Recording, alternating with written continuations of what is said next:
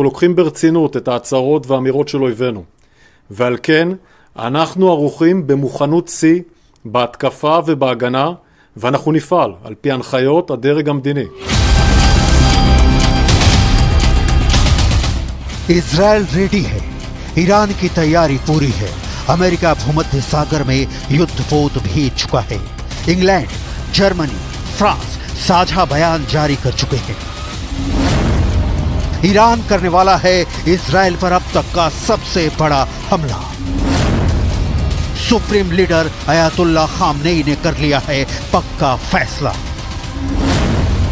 Tehran में Hamas के leader हानिया को मारने का बदला लेगा ईरान। ईरान इजराइल में छिड़ने वाला है घनघोर युद्ध। אנחנו עוקבים אחרי מה שקורה ספציפית מול איראן. עם כל היכולות שלנו, אנחנו גם לא עוקבים לבד.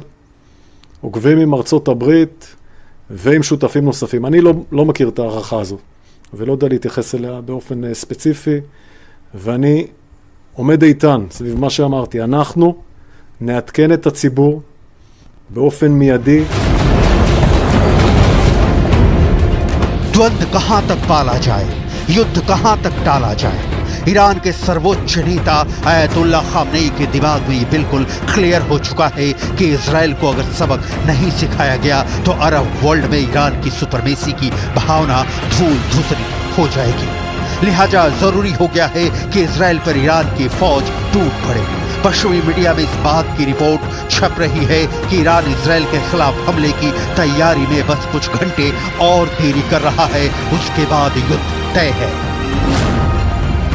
सऊदी अरब, तुर्की, जॉर्डन और कई पश्चिमी देशों समेत कई देशों ने अपने नागरिकों से लेबनान छोड़ने की अपील की है, क्योंकि उन्हें डर है कि अगर इजराइल ने सीधे हमला किया तो देश पर भारी हमला हो सकता है।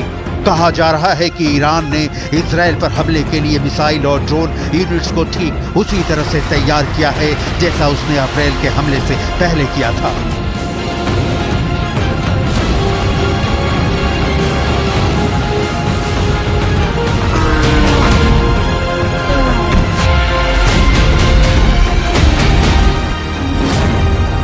ऐसे में सवाल उठता है कि अगर वाकई ईरान ने इजराइल पर हमला किया तो क्या होगा?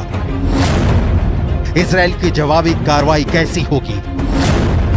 क्या इस हमले के बाद दोनों देशों के मित्र देश और संगठन भी इस जंग में कूद पड़ेंगे? सवाल तो यह भी है कि अगर ईरान इजराइल के बीच युद्ध छिड़ता है तो कौन पड़ेगा भारी, क्योंकि दोनों की दिख रही है पूरी तैयारी।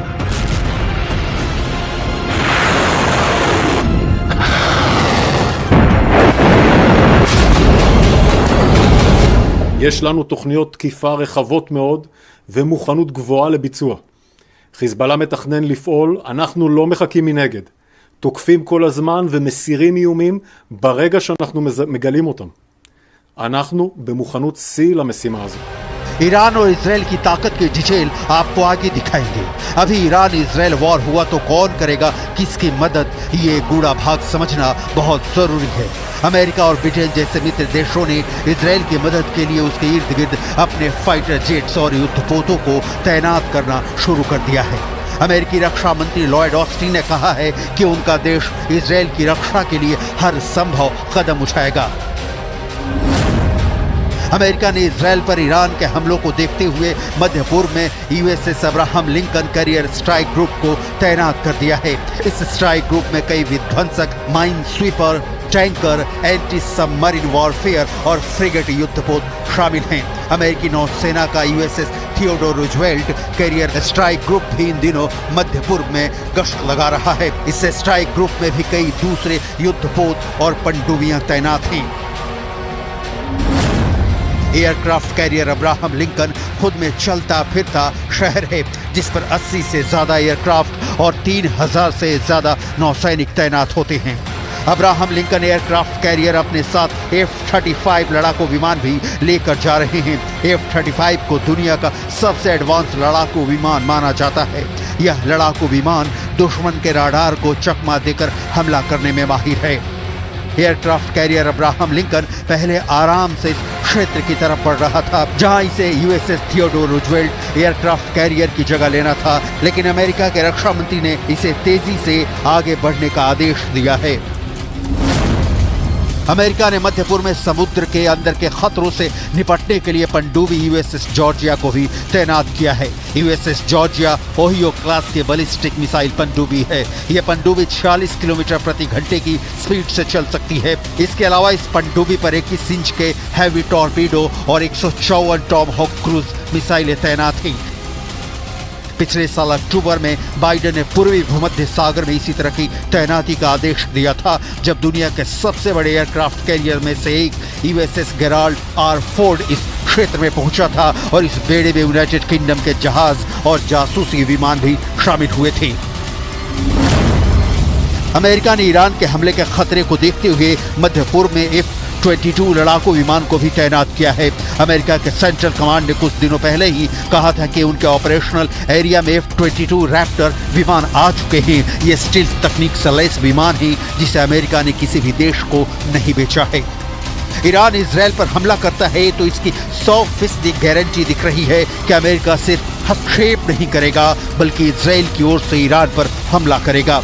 ये सब अमेरिका उस वक्त कर रहा है जब अमेरिकी राष्ट्रपति जो बाइडेन गाजा में इजरायली युद्ध की आलोचना कर रहे हैं। फरवरी में गाजा एनक्लेव में इजराइल के ऑपरेशन को अत्यधिक बताया और बार बार कहा कि बहुत अधिक नागरिक मारे गए थे। हालांकि इसके बाद भी इजराइल लगातार गाजा में हमले कर रहा है और अमेरिका लगातार इजराइल को हथियार सप्लाई कर रहा है।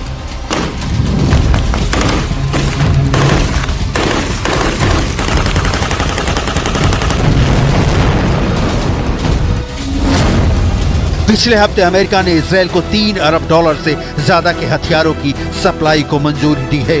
गाजा में मौतों की तादाद 40,000 के पार पहुंच गई है और हमास लड़ाकों के अंत के कसम खाकर नेतन्याहू ने जिस फौज को आक्रमण का ऑर्डर दिया है वो गाजा में कहर बरपा रही है। उनकी बंदूकें आम फिलिस्तीनी और हमास के बीच कोई फर्क नहीं कर रही। अमेरिका यहाँ डबल स्टैंडर्ड अपना रहा है।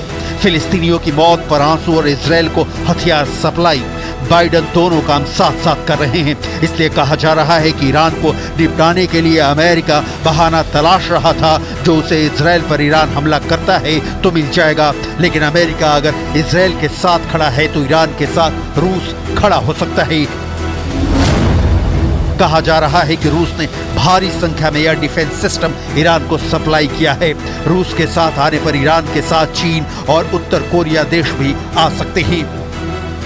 बेरूत में हिजबुल्लाह कमांडर फुआद शुक्र की हत्या और तेहरान में हमास के राजनीतिक नेता इस्माइल हानिया की हत्या के बाद मिडिल ईस्ट युद्ध एक दो तरफा युद्ध के मुहाने पर खड़ा है। हमास और हिजबुल्लाह कमांडर की हत्याएं 30 और 31 जुलाई को हुई थी और ईरान ने बदला लेने की कसम खाई थी। एक्सपर्ट्स को इस बात की चिंता है कि ईरान या उसके सहयोगी हिजबुल्लाह की ओर से दोनों हत्याओं का कोई भी प्रतिशोध एक व्यापक क्षेत्रीय युद्ध को जन्म दे सकता है और संभावित रूप से अमेरिका को अपने सहयोगी इजराइल के समर्थन में युद्ध में शामिल होने पर मजबूर कर सकता है। تقديري انه يمكن لهذا الحراك وهذا الزخم بعد هذه الضربة أن يستغل إذا كان هناك إرادة حقيقية لوقف الحرب والتوصل إلى صفقة، وهذا ما نأمله ولا يمكن منع حرب في المنطقة دون حل قضية غزة. هذا أصبح قانون، ولذلك وعي هذه القضية.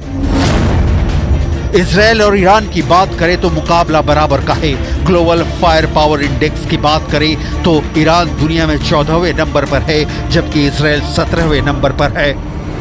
अब देखना ये होगा कि क्या ईरान एक बड़े युद्ध को न्योता देगा या युद्ध को टालने में ही भलाई समझेगा, क्योंकि युद्ध भड़का तो दूर तक जाएगा और इसमें सिर्फ ईरान इजराइल नहीं बल्कि पूरी दुनिया पर इसका बुरा असर होगा।